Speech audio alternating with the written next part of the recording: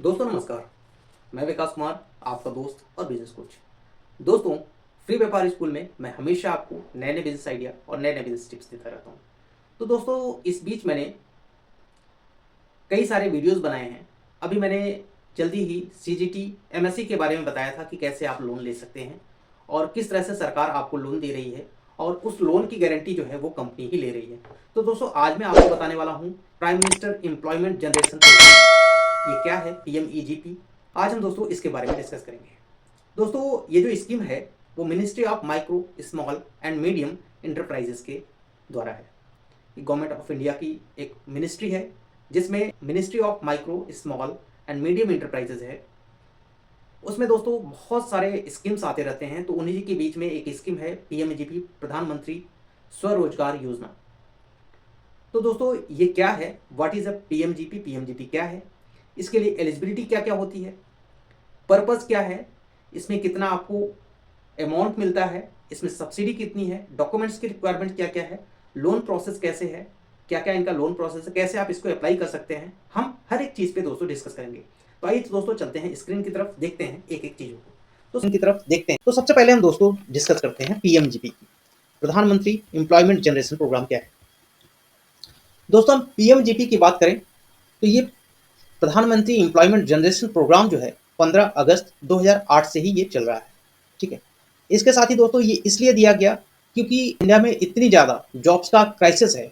उस क्राइसिस को दूर करने के लिए लोग अपना बिजनेस स्टार्ट कर पाएँ, उसके लिए गवर्नमेंट की तरफ से जो भी बिजनेस करना चाहते हैं उनके लिए गवर्नमेंट कुछ फैसिलिटीज़ प्रोवाइड करती है, लोन प्रोवाइड करती है कि आप जो है लोन लेके अपना बिजनेस स्टार्ट करें और साथ ही कुछ लोगों को वहाँ पे एम्प्लॉयमेंट प्रोवाइड करें, एम्प्लॉयमेंट दें। अब दोस्तों हम बात करते हैं कि इसके लिए एलिजिबिलिटी क्राइटेरिया क्या क्या होना चाहिए। तो एलिजिबिलिटी क्राइटेरिया की बात करें तो दोस्तों इसमें जो एज होनी चाहिए वो मिनिमम 18 ईयर्स की होनी चाहिए।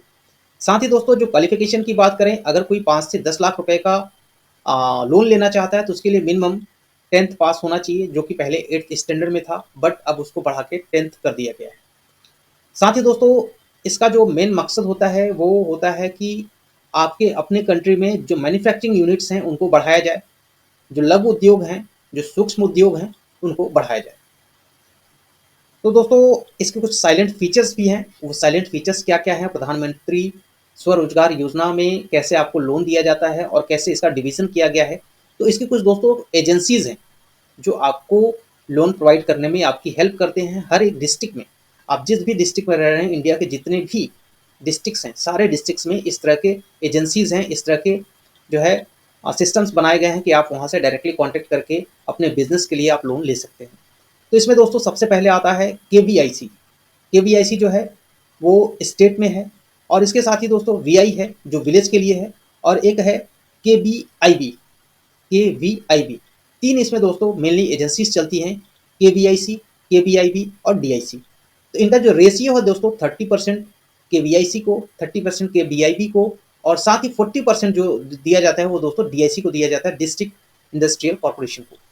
दोस्तों इसमें कुछ लिमिटेशंस दी गई हैं, अभी इसको थोड़ा सा इंक्रीज कर दिया गया है। जो भी मैन्युफैक्चरिंग यूनिट में कुछ अपना करना चाहते हैं, मैन्युफैक्चरिंग का कुछ प्लांट डालने चाहते हैं, उसके लिए दोस्तों इनका जो क्राइटेरिया है वो 25 लाख रुपए मैन्युफैक्चरिंग यूनिट्स के लिए है। सर्विस इंडस्ट्री में कोई भी आप बिजनेस करना चाहते हैं तो उसमें 10 लाख रुपीज़ तक का आप लोन ले सकते हैं। तो केवीआईसी और केबीआईबी ये जो है दोस्तों रूरल एरिया के लिए काम करती हैं। जो अर्बन एरियाज हैं वहाँ पर डीआईसी आपको लोन प्रोवाइड करती है। तो दोस्तों लोन प्रोवाइड करती है। नेगेटिव लिस्ट ऑफ एक्टिविटीज़, एक चीज़ और है दोस्तों, कुछ ऐसे पॉइंट्स हैं जिनका बिजनेस आप नहीं कर सकते हैं, वो बिल्कुल यहाँ पे क्लियर किए गए हैं। Industry business connected with production, producing, sale of meat और इंटॉक्सिक आइटम लाइक बीड़ी, पान, सिगरेट, इन सब का आप ना मैन्युफैक्चरिंग कर सकते हैं, ना पैकिंग कर सकते हैं, ना प्रोसेसिंग कर सकते हैं। इसके लिए आपको कोई भी लोन नहीं दिया जाएगा। Industry business connected with cultivation, sericulture, horticulture और फ्लोरिकल्चर, इन सब के लिए भी दोस्तों यहाँ पे कंपनी आपको कोई भी हेल्प नहीं प्रोवाइड करती है। Manufacturing of polythene carry bag of less than 20 micron, दोस्तों अगर आप पॉलीथीन की मैन्युफैक्चरिंग करना चाहते हैं तो इस केस में भी आपको कंपनी, इस केस में भी गवर्नमेंट जो है आपको इस पर लोन नहीं प्रोवाइड करती है।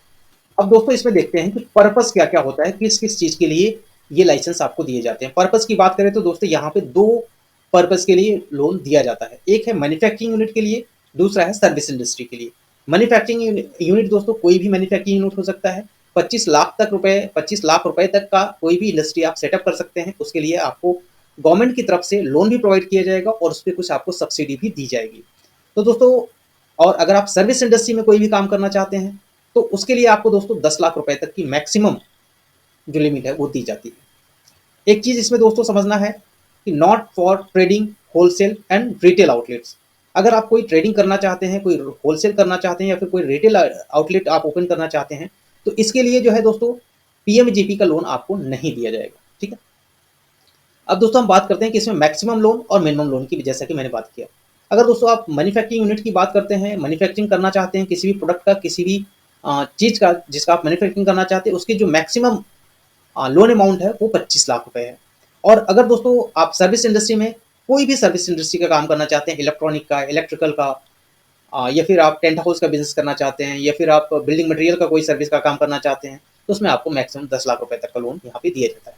अब दोस्तों हम इस पे देखते हैं कि सब्सिडी कितनी मिलती है और कौन कौन से कैटेगरीज में कितनी कितनी सब्सिडी आपको दी जाती है। यहाँ पे दोस्तों बात करें तो जो जनरल कैटेगरी के अप्लीकेंट्स होते हैं, ठीक है, जो जनरल कैटेगरी के अप्लीकेंट होते हैं उनको सिर्फ और सिर्फ 10% का अपना मार्जिन मनी देना होता है और 10% का अमाउंट पे करके वो अपना बिजनेस स्टार्ट कर सकते हैं। यहाँ पे बात करें तो दोस्तों अगर वो जनरल कैटेगरी से हैं तो 10% का कॉन्ट्रीब्यूशन करके अपना प्रोजेक्ट स्टार्ट कर सकते हैं। जो भी आपका प्रोजेक्ट का कॉस्ट हो, सपोज दैट अगर 10 लाख रुपए का आपका प्रोजेक्ट का कॉस्ट है तो आप 10% मतलब 1 लाख रुपए लगा के आप 10 लाख रुपए तक का लोन, मतलब 14 लाख रुपए तक का लोन आपको मिल सकता है। अब उसमें दोस्तों बात करें कि रेट ऑफ सब्सिडी क्या है, यहाँ पे आप देख सकते हैं rate of subsidy. Rate of subsidy की बात करें तो अगर आप दोस्तों अर्बन एरिया से हैं, मतलब शहरी क्षेत्र से हैं, तो वहाँ पे आपको 15% तक का सब्सिडी मिलता है।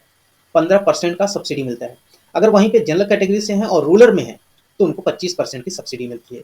साथ ही दोस्तों कुछ स्पेशल कैटेगरीज हैं जैसे कि SC, ST, OBC, minority, women, ex serviceman, physical handicapped, इस तरह से जो भी होगा दोस्तों वो सिर्फ और सिर्फ 5% की जो प्रोडक्ट कॉस्ट है उसमें 5% का कॉन्ट्रीब्यूशन करके अपना बिजनेस स्टार्ट कर सकते हैं। अगर वो दोस्तों अर्बन क्षेत्र से हैं तो उनको 25% की सब्सिडी मिलती है। अगर वो रूरल क्षेत्र से हैं, रूरल एरिया से हैं, तो उनको फ्लैट 35% तक का सब्सिडी मिलता है। ये सबसे बड़ी दोस्तों इस लोन की सबसे बड़ी खूबसूरती ये है कि इसमें आपको 35% तक की छूट मिल जाती है कि अगर दोस्तों आपने 10 लाख रुपए का लोन लिया है और अगर आप SC, ST, OBC या फिर ओमेन है तो यहाँ पे आपको 35% तक की छूट मिल जाती है। मतलब 3.5 लाख रुपए के आपको डायरेक्टली इसमें छूट मिल जाता है।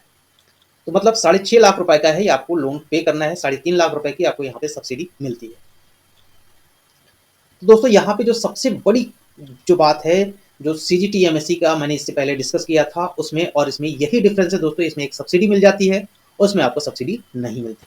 अब दोस्तों इसमें हम बात करते हैं कि रिक्वायर्ड डॉक्यूमेंट्स क्या होता है, क्या क्या इसमें डॉक्यूमेंट्स की रिक्वायरमेंट्स होती है। अगर आप अप्लाई करना चाहते हैं, आप PMGP का लोन लेना चाहते हैं तो किस तरह से दोस्तों आप अप्लाई कर सकते हैं, किस तरह से कौन कौन से डॉक्यूमेंट्स आपको प्रिपेयर करने पड़ेंगे, इसके बारे में सबसे पहले हम जानते हैं।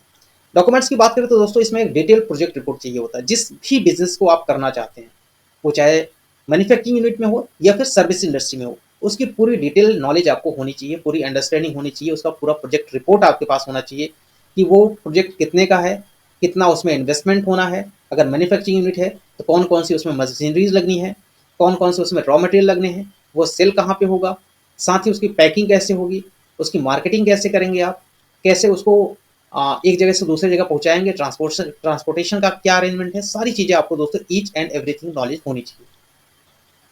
इसके साथ ही दोस्तों आपके पास एक valid passport, valid pan card होना चाहिए, आधार कार्ड होना चाहिए और दोस्तों डोमिसाइल सर्टिफिकेट, निवास प्रमाण पत्र, जिससे ये पता चलेगा कि आप रूरल एरिया से हैं या फिर अर्बन एरिया से हैं। साथ ही दोस्तों वहाँ पे एक पॉपुलेशन सर्टिफिकेट लगता है। पॉपुलेशन सर्टिफिकेट ये शो करता है कि आपके एरिया की जो पॉपुलेशन है वो कितनी है। ये सर्टिफिकेट एक मैंडेटरी सर्टिफिकेट है। तो दोस्तों पॉपुलेशन सर्टिफिकेट को लेके आप टेंशन ना लें, ये बहुत ईजिली बन जाता है, आपको थोड़ी सी परेशान होने की जरूरत नहीं है। इसके साथ ही दोस्तों अगर आप किसी कैटेगरी से बिलोंग करते हैं तो वो कैटेगरी सर्टिफिकेट आपके पास होना मैंडेटरी है। अब हम दोस्तों बात करते हैं कि लोन प्रोसेस क्या है, कैसे इसको अप्लाई करना है और लोन अप्लाई करने से पहले क्या क्या आपको प्रिपरेशन करने पड़ेंगे। लोन प्रोसेस की बात करें तो सबसे पहले दोस्तों आपको क्या करना पड़ेगा, डॉक्यूमेंट्स प्रिपेयर करना पड़ेगा, अपना डिटेल प्रोजेक्ट रिपोर्ट बनाना पड़ेगा, आपको पॉपुलेशन सर्टिफिकेट बनाना पड़ेगा, डोमिसाइल सर्टिफिकेट बनाना पड़ेगा और पूरी एक फाइल तैयार करके दोस्तों आपको ये कांटेक्ट करना पड़ेगा अपने बैंक से, जहाँ से भी आप लोन लेना चाहते हैं, ठीक है? जहाँ से भी आप लोन लेना चाहते हैं वहाँ से आप कांटेक्ट करें और उनको अपने प्रोजेक्ट के बारे में बताएं। क्योंकि दोस्तों देखिए यहाँ पे जो लोन देता है वो गवर्नमेंट नहीं देती है, लोन देती है बैंक। बैंक लेती है आपसे इंटरेस्ट। अगर आपका प्रोजेक्ट बैंक मैनेजर को अच्छा लगा या फिर आपने अपने प्रोजेक्ट को बहुत अच्छे से डिस्क्राइब किया, बहुत अच्छे से उनको समझाया कि मैं ये बिजनेस करना चाहता हूँ, मुझे इतनी इन्वेस्टमेंट की ज़रूरत है, मैं आपके बैंक से लोन लेना चाहता हूँ और मैं पीएमजीपी के थ्रू लोन लेना चाहता हूँ, तो अगर बैंक रेडी होता है तो फिर आप अप्लाई करें और आगे के प्रोसेस को हम बताते हैं। तो इसके बाद दोस्तों जब बैंक रेडी हो जाए, कम से कम उसमें 2 बैंक की आपको डिटेल देनी पड़ती है।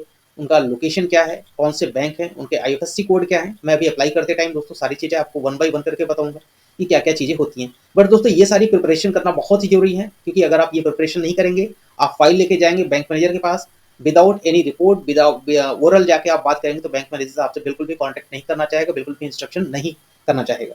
तो दोस्तों जब भी आप जाएं, किसी भी प्रोजेक्ट के लिए जाएं, किसी भी लोन के लिए जाएं, तो सबसे पहले आप मेंटली और डॉक्यूमेंटली प्रिपेयर होकर जाएं। ईच एंड एवरीथिंग आपको उसके बारे में पता होना चाहिए। इसके बाद दोस्तों क्या करना है, आपको ऑनलाइन अप्लाई कर देना है पीएमईजीपी के साइट से। जब दोस्तों ऑनलाइन अप्लाई कर देंगे, ऑनलाइन अप्लाई करने के बाद जो भी आपका वहाँ पे डिस्ट्रिक्ट में ऑफिस होगा, वहाँ पे एक छोटा सा इंटरव्यू रखा जाता है। अगर दोस्तों इंटरव्यू आपने क्वालिफाई कर लिया, वहाँ पे भी इंटरव्यू होता है। इंटरव्यू में सारी चीज़ें आपसे डिटेल ली जाती है, क्योंकि हो सकता है कि बहुत सारे ऐसे एप्लीकेंट हो जिनको जो भी बिजनेस करना चाहते हैं उनका कुछ नॉलेज ही ना हो, तो इस केस में गवर्नमेंट को नुकसान होता है। तो सबसे पहले एक इंटरव्यू की प्रोसेस रखा जाता है। इसके बाद दोस्तों क्या होता है, जब इंटरव्यू हो जाता है, तो इंटरव्यू हो जाने के बाद, इंटरव्यू के बाद वो ऑफिस जो है, चाहे वो केबीआईसी हो, केबीआईबी हो या फिर डीआईसी हो, एक लेटर आपके बैंक को भेज देता है, ठीक है? इसके बाद के प्रोसेस दोस्तों हम बताते हैं। इसके बाद दोस्तों क्या होता है कि बैंक के पास चला जाता है, आपका पूरी फाइल चली जाती है, जो पहले आपने जो है प्रोजेक्ट रिपोर्ट बनाया था वो, और एक कवरिंग लेटर जो आपके उस ऑफिस से जाएगा जहाँ पे आपने इंटरव्यू दिया है। इंटरव्यू क्वालिफाई करने के बाद वो लेटर कवरिंग लेटर के साथ आपके बैंक में पहुँच जाता है। फिर इसके बाद दोस्तों आता है, एक प्रोसेस होता है online training, industrial development programme. तो ये आपको ट्रेनिंग करना मैंडेटरी होता है। सारे बैंक है दोस्तों, अलग अलग स्टेट्स में बैंक खुद ही इसका ट्रेनिंग प्रोवाइड करवाते हैं। वो 15 दिन की ट्रेनिंग होती है, वो ट्रेनिंग आपको लेना मैंडेटरी है। जब तक वो ट्रेनिंग नहीं होगा तब तक आपका लोन सेंक्शन नहीं होगा, ठीक है? जब आपका वो ट्रेनिंग कंप्लीट हो जाता है तो एक आपको ट्रेनिंग सर्टिफिकेट मिलता है 15 दिन के बाद।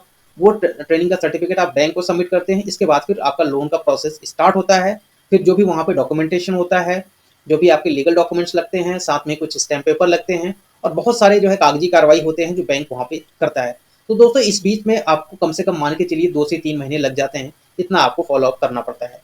तो दोस्तों आइए, अब सारी चीज़ तो मैंने आपको बता ही दिया कि कैसे इसको करना है, कैसे क्या-क्या डॉक्यूमेंट्स लगने हैं और कैसे आपको जो है कॉन्टैक्ट करना है आपके डीआईसी से या केबीआईसी से या केबीआईबी से, और उसके आगे के सारे प्रोसेस मैंने आपको बता दिए। अब दोस्तों एक प्रोसेस छूट रहा है कि इसको कैसे आप ऑनलाइन अप्लाई कर सकते हैं। तो आइए दोस्तों देखते हैं, आपने चलते हैं कंप्यूटर स्क्रीन की तरफ और देखते हैं कैसे इसको ऑनलाइन अप्लाई किया जाता है। तो सबसे पहले दोस्तों आपको आ जाना है, ये एक साइट है kbiconline.gov.in। इस पे आ जाने के बाद दोस्तों यहाँ पे आपको मिलेगा एक प्रधानमंत्री employment generation programme, prime minister employment generation programme, और इसमें दोस्तों यहाँ पे करना है अप्लाई फॉर न्यू यूनिट। अगर दोस्तों सबसे पहले तो आपको रजिस्टर्ड एप्लीकेंट, अगर आप रजिस्टर्ड हैं तो ठीक है, रजिस्टर्ड नहीं है तो कोई बात नहीं, आपको रजिस्टर्ड एप्लीकेंट बनाना पड़ेगा। सबसे पहले क्या करना है, अप्लाई फॉर न्यू यूनिट। तो जैसे ही दोस्तों यहाँ पे आप क्लिक करेंगे तो आपके पास एक इंटरफेस ओपन हो जाएगा और यहाँ पे कैसे आपको अप्लाई करना है, इस चीज़ के बारे में हम सारी चीज़ें बताते हैं वन बाई वन करके।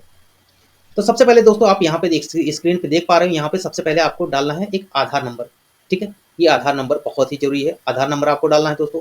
इसके बाद यहाँ पे आपको EID इनरोलमेंट नंबर डालना है, ठीक है? In case enrol for Aadhaar but not at receive, अगर आपने आधार के लिए अप्लाई किया है वो आपको रिसीव नहीं हुआ, इस केस में भी यहाँ पे कर सकते हैं। यहाँ पे दोस्तों आपको अपना नेम डालना है, जो भी आपका नेम हो, और यहाँ पे एजेंसी सेलेक्ट करना है दोस्तों, जैसा कि मैंने आपको डिस्कस किया था कि केबीआईसी, केबीआईबी, डीआईसी और वायर बोर्ड, जो भी आपके यहाँ हो उसको आप यहाँ पे कर सकते हैं, सेलेक्ट कर सकते हैं। फिर इसके बाद दोस्तों यहाँ पे किस स्टेट में हैं आप, वो स्टेट आपको सेलेक्ट करना है, और डिस्ट्रिक्ट कौन सा है वो यहाँ पे सेलेक्ट करना है, ठीक है? ये डिस्ट्रिक्ट आपको यहाँ पे सेलेक्ट कर लेना है। तो दोस्तों हम बात कर लेते हैं, केबीआईसी की बात करते हैं। यहाँ पे मैंने स्टेट डाल दिया उत्तर प्रदेश और डिस्ट्रिक्ट मैंने डाल दिया आगरा, ठीक है? तो यहाँ से दोस्तों इस देखिए यहाँ पे एड्रेस आ गया, khadi and village industries commission, KVIC, ठीक है? तो इसको यहाँ पे सेलेक्ट कर लेना है दोस्तों। फिर आपको आगे आना है, आगे आने के बाद दोस्तों यहाँ पे आपको अपना जेंडर सेलेक्ट कर लेना है, जो भी आपका जेंडर हो उसको सेलेक्ट कर लेना है। यहाँ पे दोस्तों आपका डेट ऑफ बर्थ जो भी है उसको सेलेक्ट कर लेना है, और आपका सोशल कैटेगरी क्या है जो भी हो उसको आप डाल सकते हैं। जनरल से हैं, बैकवर्ड क्लास हैं, शेड्यूल कास्ट है, शेड्यूल ट्राइब है, माइनॉरिटी है, जो भी आपको है यहाँ पे कर सकते हैं। तो मैंने यहाँ पे डाल दिया जनरल।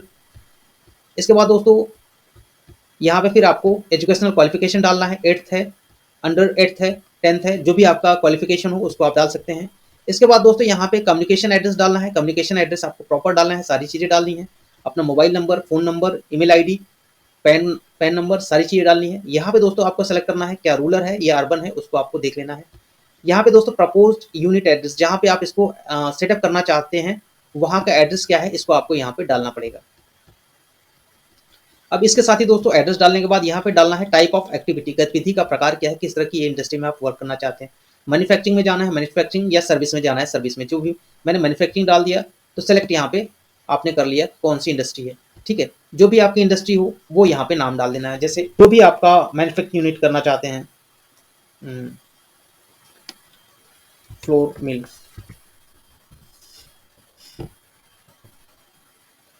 यहाँ पे दोस्तों डाल देना है जो भी आपकी गतिविधि हो, और प्रोडक्शन किस टाइप का है वो डाल देना है। क्या आपने, मैंने अभी जस्ट डिस्कस किया था दोस्तों, ईडीपी ट्रेनिंग अंडरगोस, क्या आपने ये किया है, येस और नो, जो भी आपको करना है उसको कर सकते हैं।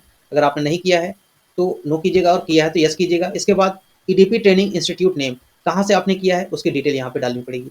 प्रोजेक्ट कॉस्ट क्या है दोस्तों, कितना कैपिटल लगना है उसमें, जो पूंजीगत जो टर्म लोन है कितना होना चाहिए, और यहाँ पे वर्किंग कैपिटल है कितना होना चाहिए, वो आपको यहाँ पे डाल लेना है।